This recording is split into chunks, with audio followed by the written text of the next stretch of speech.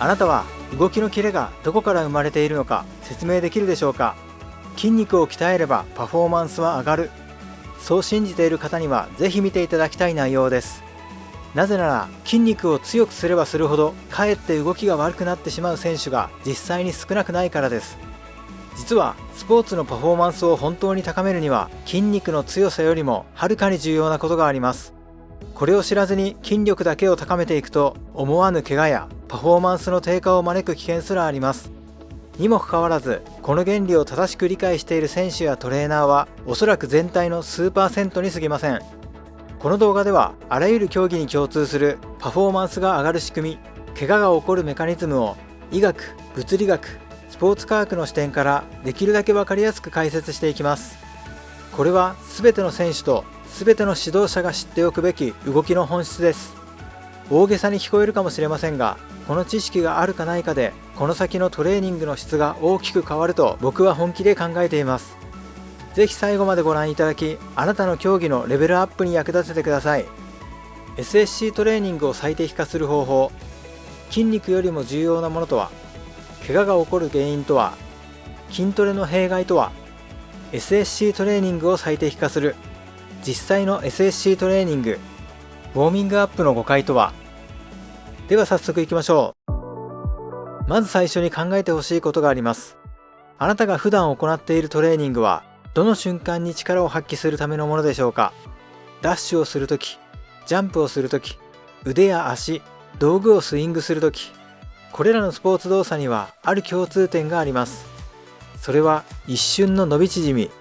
いわゆる反動の力を使っているということです。この反動をうまく使えるかどうかがパフォーマンスに大きく関わります。そして怪我が起きるのもまさに反動を使う瞬間なのです。ではその時体の中で何が起こっているのでしょうか？そしてそれをどう鍛えるべきなのでしょうか？ここで重要な役割を果たしているのが腱と神経制御です。筋肉をいくら鍛えて筋肥大させても腱や神経制御の働きを無視してしまえば本当の意味でパフォーマンスを高めることはできません。腱を鍛える、神経制御を鍛えるという新しい視点を持つだけであなたのトレーニング効果は大きく変わります。ではなぜ腱がこれほど重要なのか、神経制御を鍛えるとは具体的にどういうことなのか、この後できるだけ分かりやすく解説していきます。そして誤解のないようお伝えしておきたいのは、ここでお話しする内容は決して僕だけの思いつきや独自理論ではないということです。多くの研究によって明らかにされている事実や原理を土台に、僕自身の考察や27年にわたる現場での経験を踏まえながら構成しています。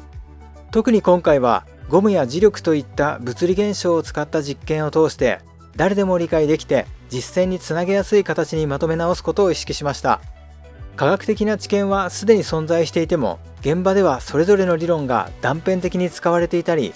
トレーニングやストレッチ、競技のパフォーマンスアップと怪我予防とのつながりなどが整理されていないのが現状です。今回の動画ではそれらを一つの線で結び直すことを目指しました。きっとだからそうだったのかと納得してもらえる方も多いはずです。ではここからは簡単な実験を通して腱と筋肉、そして神経制御の関係を視覚的に分かりやすく解説していきます。まずはこの実験をご覧ください。磁石の一方にゴム紐をつけてあります。この接合部は磁石でくっついているだけですので、強く引っ張れば取れます。それを下の磁石が外れないようにしつつ、ゴムの伸縮性を利用して下から上に飛ばす実験です。手元を固定したままだとこれくらいです。そしてこちらはゴムが伸ばされ縮もうとするタイミングに合わせて引っ張ったものです。力加減、引っ張るタイミングをうまく行うとゴムの伸縮性を利用して勢いよく上に飛ばすことができます。しかしこのように引っ張るタイミングが早すぎたり、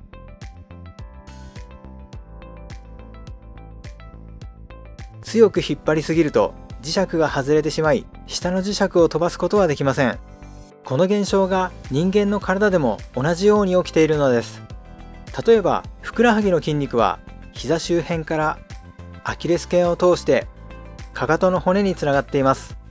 この実験で考えると手がふくらはぎの筋肉、ゴムがアキレス腱、下にある磁石がかかとの骨を表しています。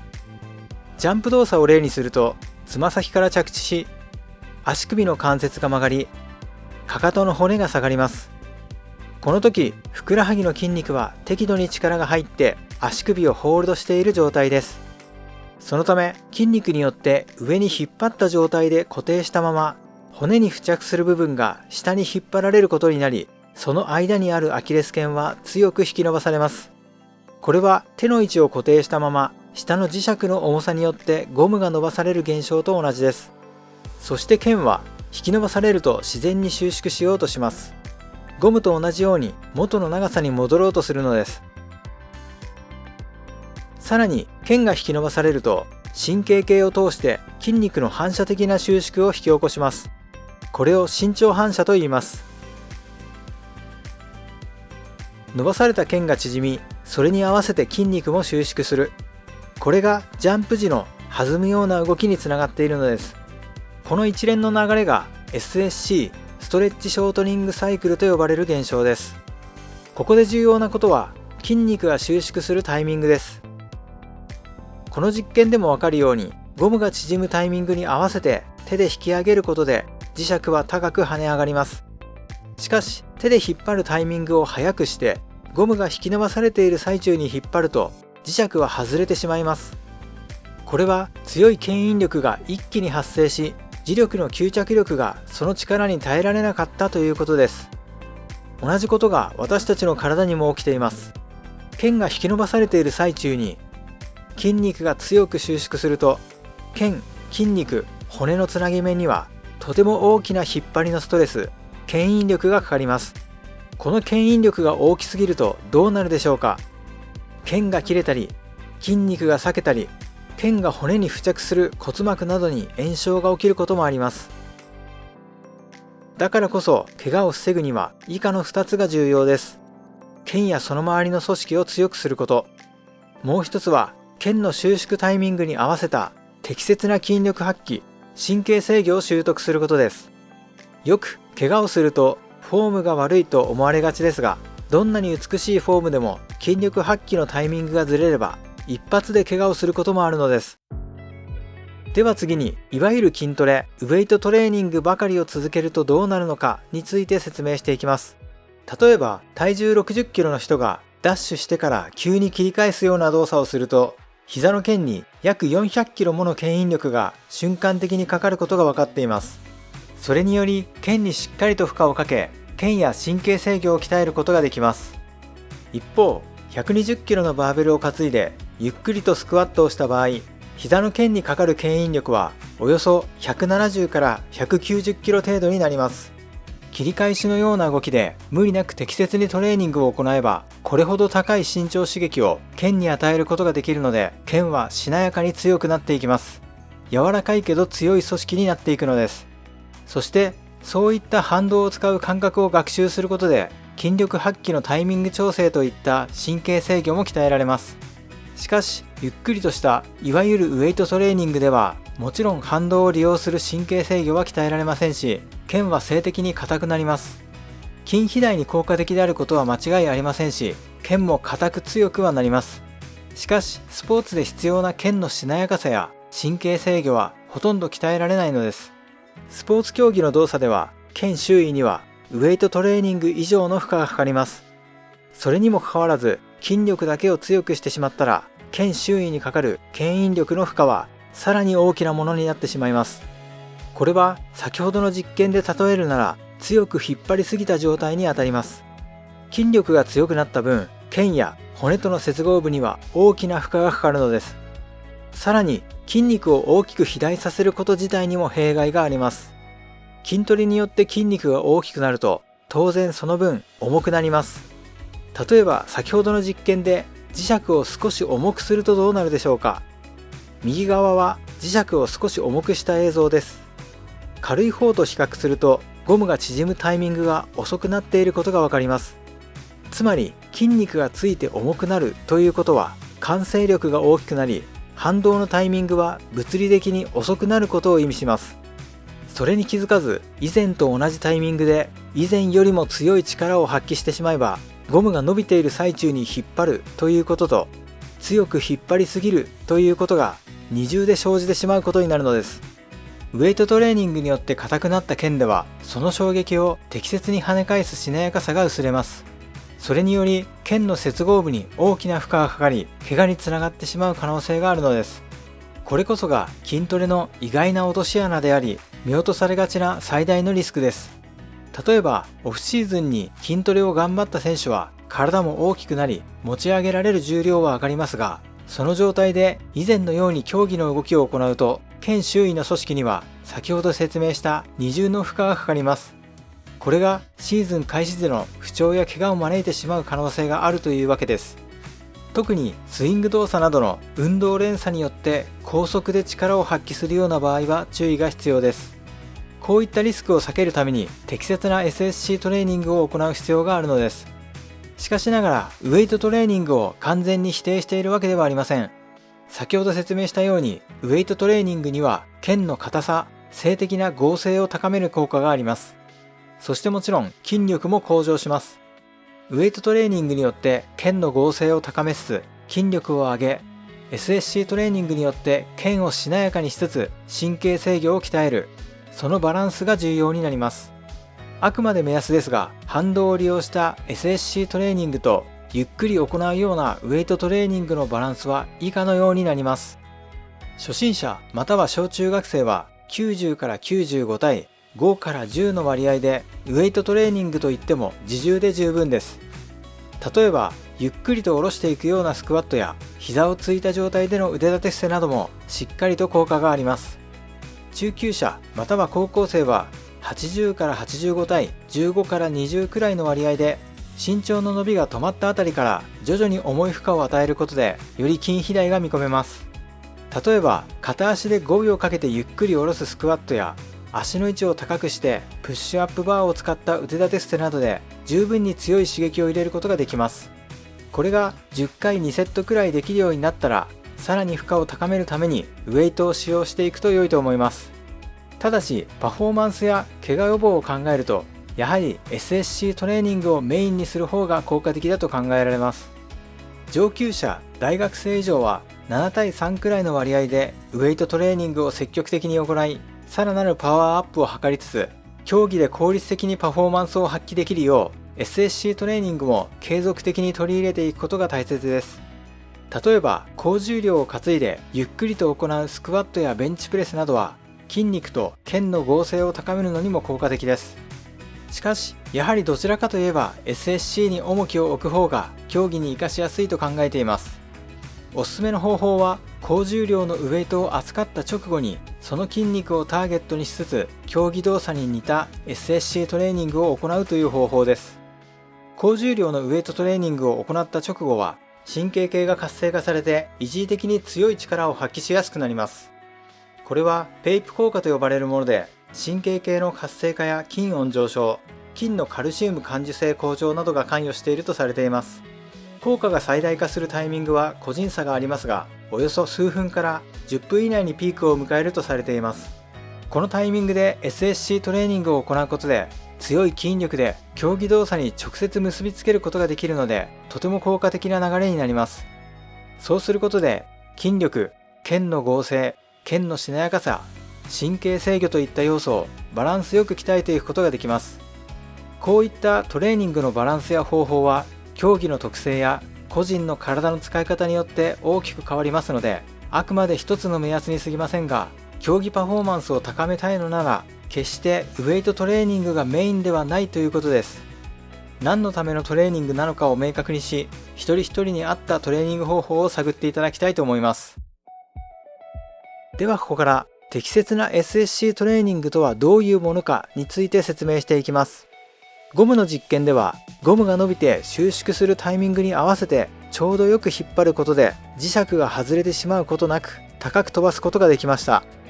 これと同じように腱が伸ばされ収縮が始まるタイミングに筋力発揮をぴったり合わせる、これが SSC トレーニングの大原則です。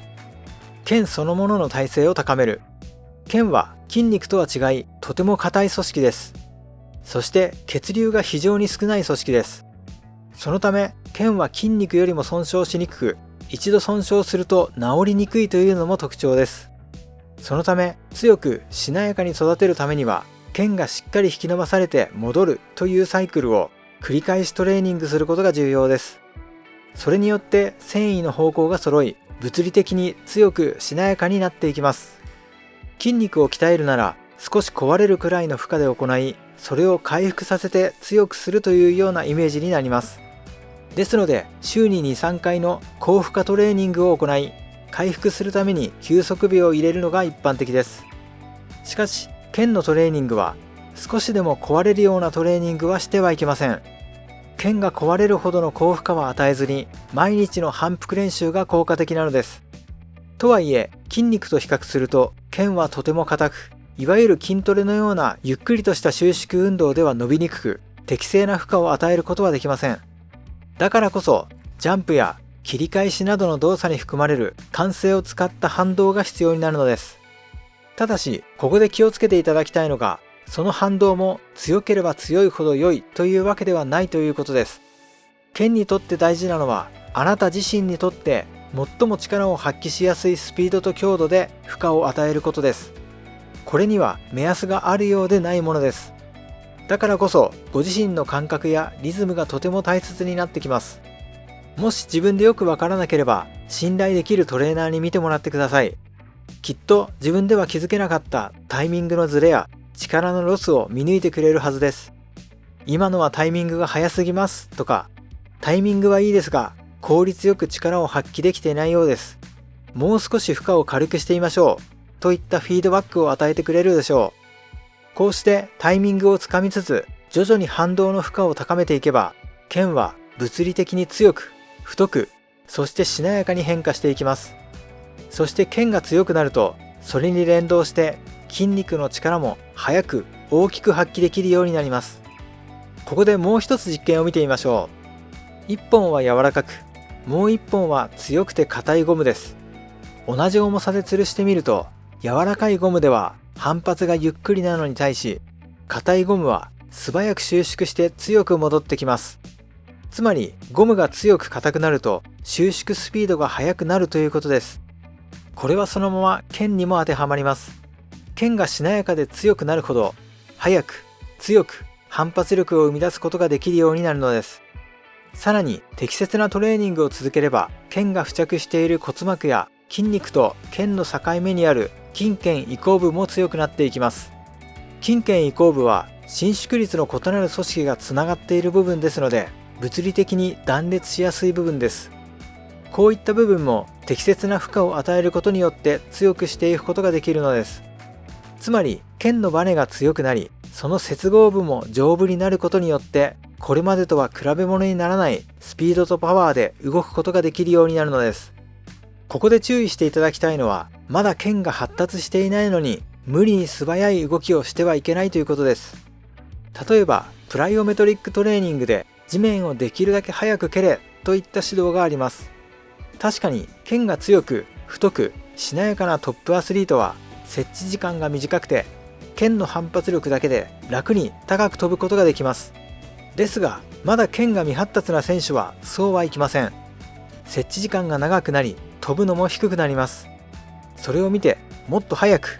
遅いから飛べないんだと指導してしまうのはよくありません。腱のバネが弱い状態で無理に早く飛ぼうとすると、腱がしっかり伸びて戻る前に筋肉の力で無理やり飛ぼうとしてしまいます。ゴムの実験でもその効率の悪い様子がわかります。こちらはゴムが伸びきる前に引っ張っている様子です。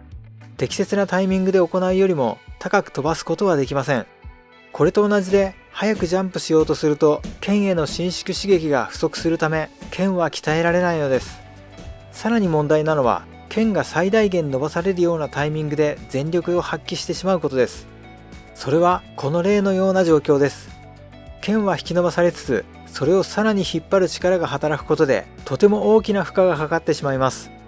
これは筋力発揮のタイミングを早くしたアンクルジャンプです。かなり大げさに行っていますが、足を伸ばしながら着地しているような状況です。音がとても大きいのは衝撃が大きい証拠です。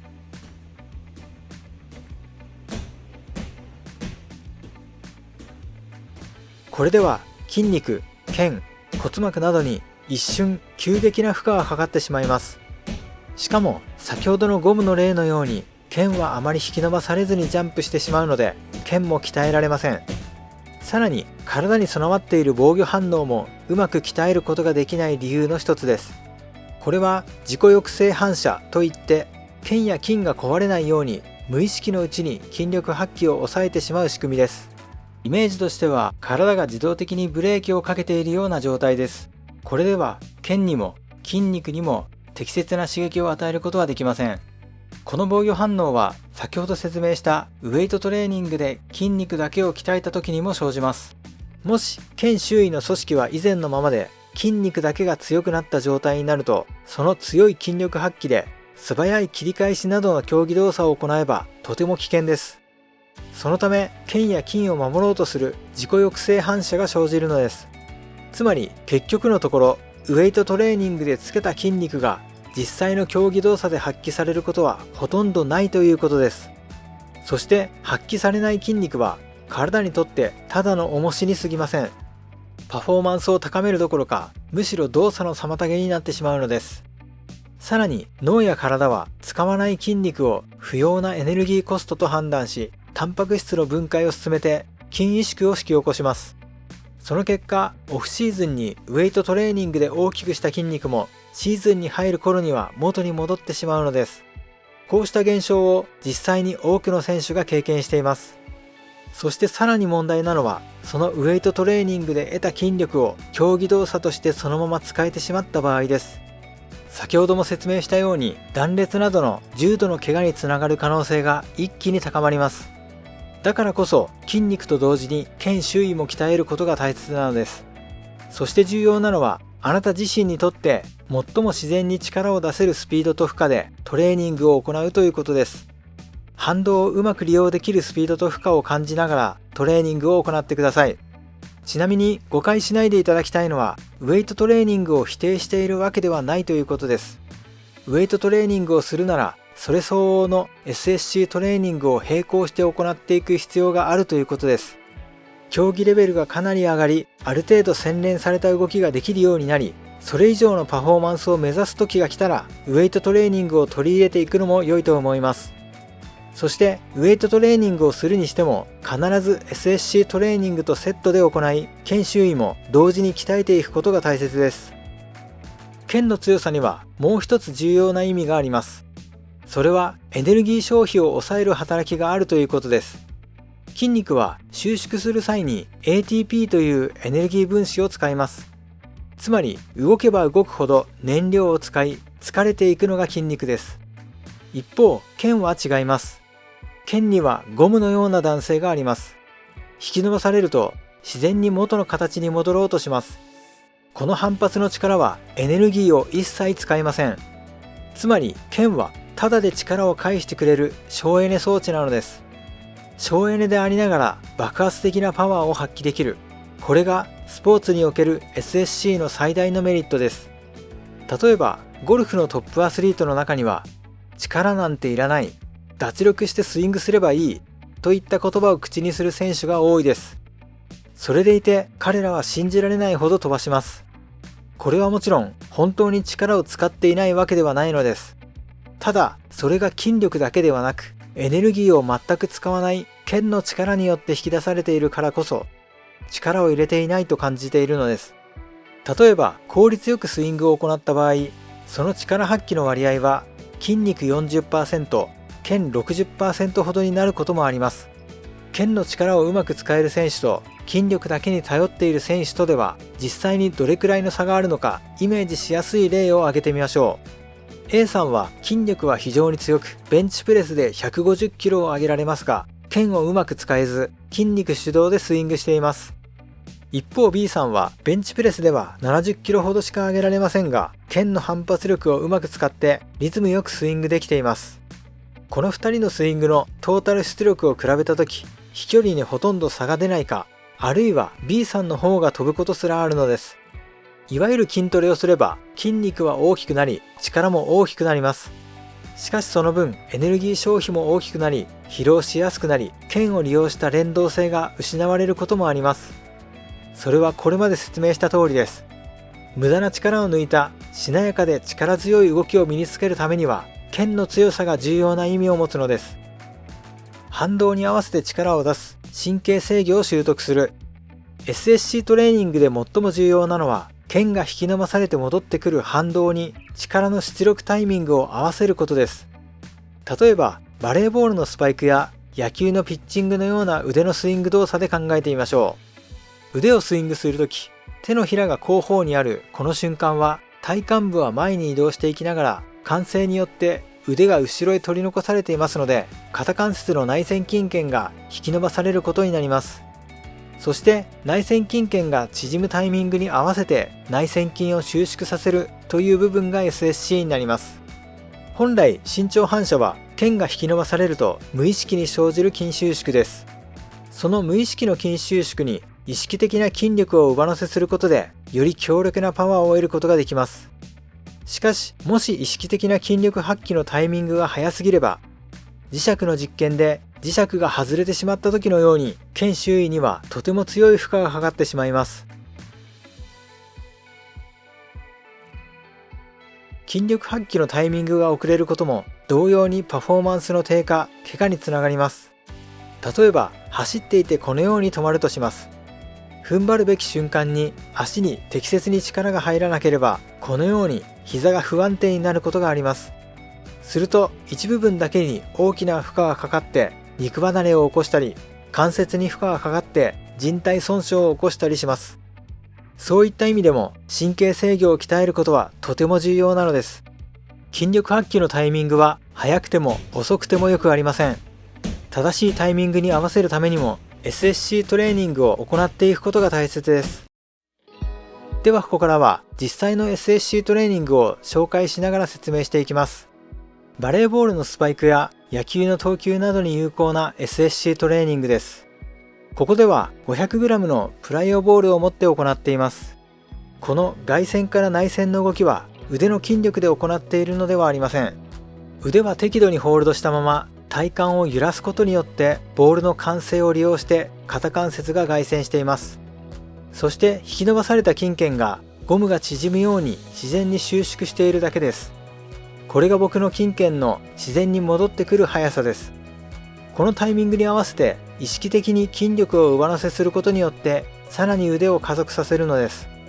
このように腕を固めて筋力発揮を強く行えばもっと強く投げることができますが、これでは腱を強くしなやかにするトレーニングにはならず、神経制御も鍛えられません。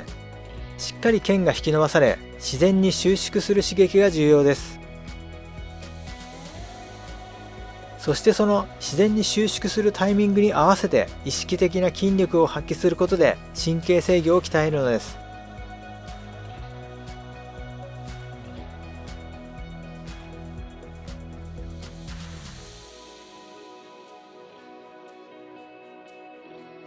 ちなみに僕はこのトレーニングを普段から行っているわけではなく、神経制御がうまくありませんので筋力発揮のタイミングを失敗することも多いです。意識的な筋力発揮が遅れると全然強く投げれません。そして一瞬でも早く筋力を発揮してしまうと脇腹から肩関節に痛みや違和感を感じます。この撮影中にも 3,4 回痛みを感じました。強い筋力を発揮しようとすればするほどタイミングがずれやすいです。簡単なように見えて奥深いトレーニングです。こういった神経制御は一つの動作を集中して行うより様々なことをランダムに行う方が効果的に学習できることが分かっています。競技で使う動作に合わせた動きで行いつつも様々な方法で様々な強度でトレーニングを行うのです。例えば同じトレーニング動作でも重さの異なるプライオボールを使うことで微妙な神経制御を鍛えることができます。これは 500g のプライオボールで行っていますが、こちらは 130g のプライオボールで行っています。重いボールでは慣性が大きくなりますので自然に戻ってくるタイミングは遅くなります。一方軽いボールでは慣性が小さくなりますので自然に戻ってくるタイミングは速くなります。これは僕が意識的にスピードを上げているわけではありません。腱が伸びて縮む速さが物理的に変わっているのです。このように重さを変えることであえて反動のタイミングが異なる状況を作ります。その違いを体で感じながら臨機応変に合わせていくのです。では理解が深まるようもう一つ例を挙げたいと思います。ゴルフスイングのための SSC トレーニングです。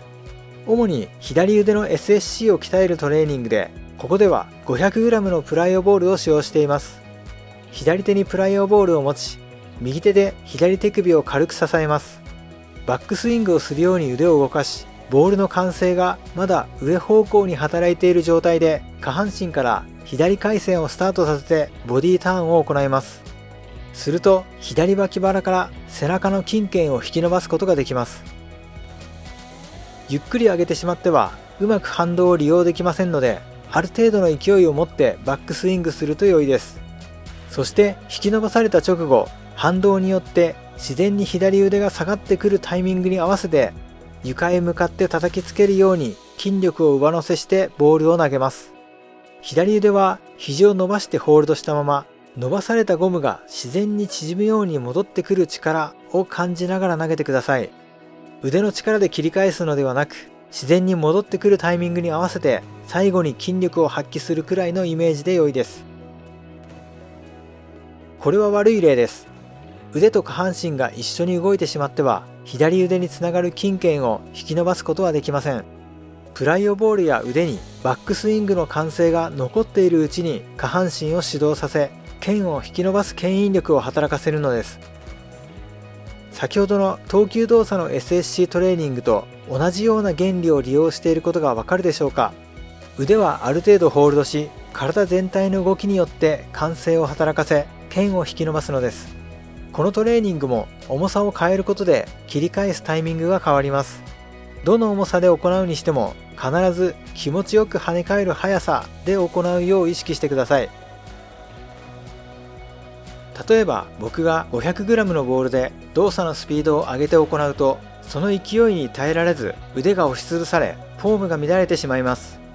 場合によっては筋腱を痛めてしまうこともあるでしょう。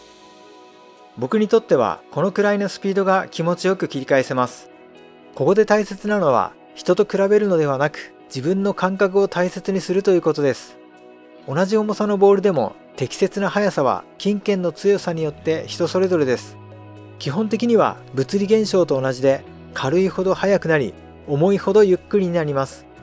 そしてまだ腱が未発達な選手は腱が柔らかいため遅くなり、腱が鍛えられて硬くなるほど速くなります。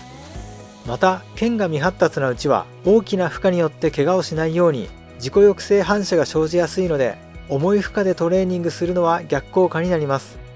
一方で腱が強くなるほど強い負荷でトレーニングを行ってもしっかり SSC を使えるようになってきます。 SSC は筋力を出す技術ではなく、むしろ力をできるだけ出さずに跳ね返す技術です。いわゆる筋トレのように重い負荷で全力を出したり追い込んだりする必要はありません。それはむしろ逆効果になります。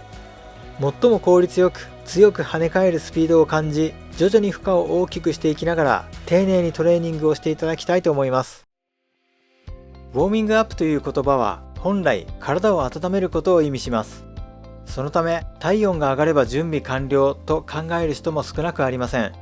確かに体温が上がれば筋肉は働きやすくなりますが、腱や靭帯の強さは体温が上がってもほとんど変わりません。